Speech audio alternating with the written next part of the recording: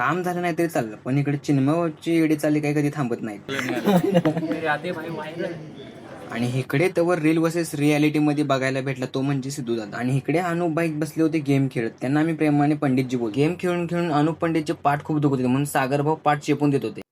Phone में blogging कर रहा था, थोड़ा हीरो बोल रहा था खुद को, अब मैं ब्लॉगिंग करता हूँ. अब मैं लाया इंस्टा 360 टक्कर के लिए एक और बंदा आईफोन दिखा रहा है 17. सब मेरा कैमरा ऐसा घूमता है, तुम्हारा घूमता है क्या?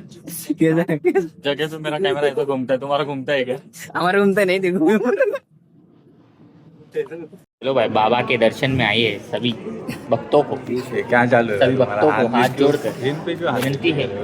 आता तुम्ही म्हणणार हे करायला काय लागल्या, तर विषय असा आहे की जसं ॲस्ट्रोटॉल्क आहे तसं आमचं शुभ ॲस्ट्रो म्हणून एक वेबसाईट आहे. तर त्याच्यावर सगळ्यांची कुंडली वगैरे दिसतात. तर आम्ही पहिली हिमांशूची बघितली. हिमांशूची बघून नंतर मला पण जोश आला. आता म्हटलं माझं पण हात पुढं केला पाहिजे. म्हटलं मी पण काय काय दिवं लावतो ते पण बघितलंच पाहिजे. आया भाई. अरे वो पीछे एनालिसिस करने का. बोलो खुश नसीब आदमी है जो पीछे. Practical, logical, emotionally stable individual, strong leadership potential. ये चेहरा देख के बोल रहा है.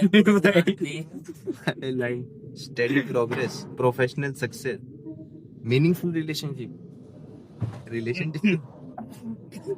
और बताओ. अरे बाप रे, उसको मीनिंगफुल नहीं चाहिए, उसको सिचुएशन चाहिए. डेथ देखना, डेथ कब है? मौत कब आ रही वो देख.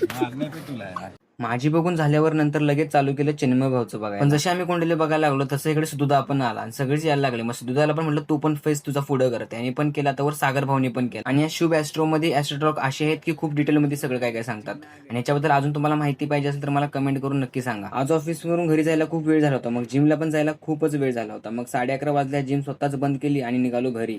भेटून नेक्स्ट व्लॉग मध्ये. लाईक आणि फॉलो करून काय जिम बंद करू.